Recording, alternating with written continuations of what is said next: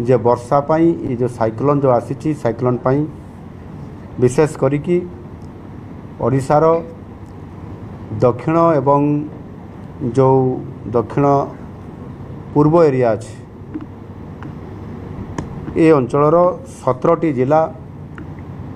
यारी उपरे प्रभावित होवार संभावना अच्छी से 17टी जिला भितर 3टी जिला अच्छी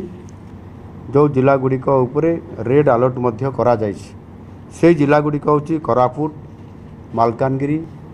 एवं कलाहांडी जिला एवं